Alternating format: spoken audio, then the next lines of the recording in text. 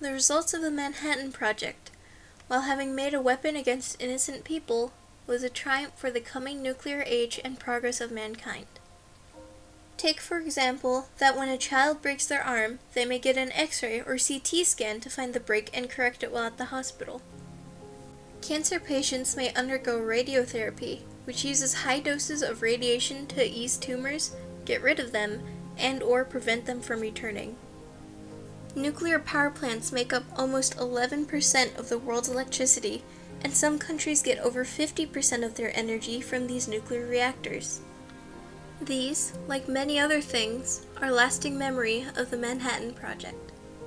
The triumphs of this once secret project included the finding of new cures for old diseases, new advances in technology, and cleaner renewable energy, ultimately sparking the beginning of a new age, the nuclear age. This project was once classified 70 years ago during the Second World War.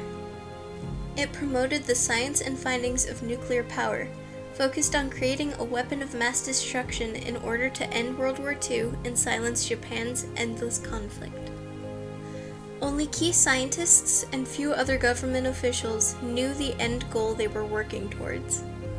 No one knew that what they'd create would eradicate thousands of Japanese civilians.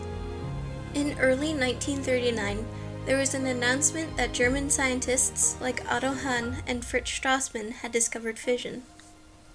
German physicist Leo Szilard and many others became greatly worried by this, fearing that Germany might produce an atomic bomb. This prompted Szilard and two others to contact Albert Einstein and request that he write to Belgium to tell them to not sell uranium to Germany. Soon, Szilard and Einstein got together to write a letter to President Franklin D. Roosevelt. Beginning in mid to late 1939, after Alexander Sachs had delivered the Einstein-Szilard letters to President Roosevelt, that of which told of the benefits and dangers of nuclear fission that had recently been discovered, the Manhattan Project soon became active, receiving its code name 2 years later in 1941.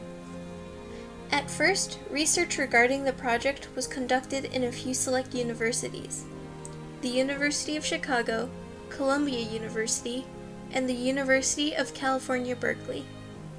In December of 1942, 3 years after the project began, a breakthrough was finally achieved when scientist Enrico Fermi led a group to conduct the first controlled nuclear chain reaction at the University of Chicago. This was a milestone that allowed funds to be distributed freely, which launched the project into advancement at a lightning-fast pace. Soon, nuclear facilities were built at Oak Ridge, Tennessee, Hanford, Washington, and possibly the most infamous of the three, Los Alamos, New Mexico, where the main assembly plant was built. At the Oak Ridge facility, the X-10 graphite reactor was the first pilot reactor to purify the uranium that was used for the bomb Little Boy. Uranium-235 is fissile, meaning it would be able to undergo fission, unlike uranium-238, which was stable and not a likely candidate for a nuclear bomb since fission was needed. It took months of tedious work and waiting just for the valuable uranium-235 to be extracted from the much more abundant but non-reactive uranium-238. At the facility in Hanford, a water-cooled reactor, dubbed the B reactor, was processing plutonium to use in the much larger and befittingly named bomb, Fat Man. A groundbreaking discovery of cooling systems for these reactors would become of the water coolant system of the B reactor, which would be able to maintain a suitable heat at a constant rate, whereas the air-cooled X-10 reactor was more liable to fluctuate in temperature. While the fuel for these two bombs was being produced in experimental environments, thousands of people took residence within secret cities. These secret cities were highly guarded, just like the project itself, and allowed those who were working along with the scientists to live in a closer vicinity to where they worked, and gave a more secure space for the project to take place without prying eyes. Two designs were conceptualized in Los Alamos, New Mexico, at different sectors, one for a gun-type bomb and the other for an implosion type. Soon, the components of both bombs were finished and taken to Tinian Island. It should be pointed out that these two harbingers of death were not dropped at the same time, but were just mere days apart from each other. On August 6, 1945, Little Boy was flown across the ocean by the B-29 Enola Gay and dropped above its target, Hiroshima, Japan. Then 3 days later, on August 9th, Fat Man was dropped above Nagasaki from the B-29 Boxcar. Chaos ensued. Survivors said it was like hell. Those unfortunate enough to be caught close to ground zero were vaporized. Even worse, though, were those who would be forced to endure hours or days of pain, with skin peeling off and/or intense radiation burns, turning their skin a dark and completely unrecognizable color. A Russian woman by the name of Kaleria Palchikov-Drago even described what it was like to aid those unlucky enough to be caught in the fires and radiation, in a hopeless battle to comfort the suffering before they passed. There's those people whining away, groaning, and asking for help. And I thought it was my duty to help them. You know, I didn't exactly have anything against them or for them, so I thought, well, I just might as well help them because they were just people. They were just people. Civilians, women and children, innocent people who were vaporized or forced to suffer at the hands of those who decreed that the bombs be dropped.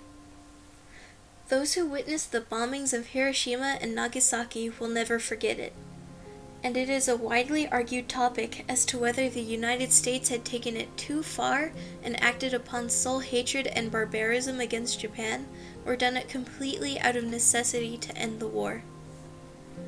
President Truman never really decided that himself. He didn't shrug off his personal responsibility for the lives that were lost, but he didn't apologize for his decision either. He didn't enjoy the thought of killing those who did not deserve to be killed, but he did as he thought was necessary to prevent more from perishing. The one thing that can be agreed upon is that though many lives are lost due to the power of the atomic bomb, many more can and have been saved by the research from discoveries of what radiation can do. One may not realize that we as a society have been using radiation as medicine since Marie and Pierre Curie discovered radium. Radium had been used to cure or treat things like acne, but more so was used to treat cancer, whether that be alone or used alongside surgery.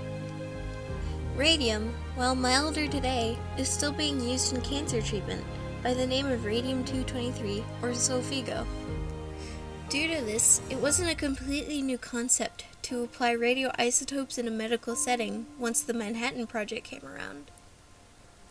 In fact, the project cut short a growing demand for such clinically used radioisotopes, and actually gave an opportunity to produce artificial radioisotopes at an industrial level. The bombings of Hiroshima and Nagasaki even propelled the notion that radioactivity would revolutionize medicine. Even with the increasing stress of a Cold War America, there was hope that the destructive use of radiation, as seen during the final moments of World War II, would be redeemed by the medicinal uses of radioisotopes. Though the thoughts and dreams of cancer being completely eradicated through the use of radiation wasn't achieved, the promotion of radioisotopes by the U.S. government helped contribute to huge advances in medicine and biology. Things such as the mapping of metabolic pathways to sequencing genes was built on the routine use of radiolabels. In our modern world, where threats have become increasingly dangerous, it's important to keep hope that human error may not lead to the loss of more lives in such a horrific way. Even the two cities of Hiroshima and Nagasaki have been rebuilt from their ashes, like the great mythical phoenix, which only gives more truth to what Winston Churchill had declared in his final parliamentary speech. By a process of sublime irony, we have reached a stage in this story where safety will be the sturdy child of terror and survival the twin brother of annihilation.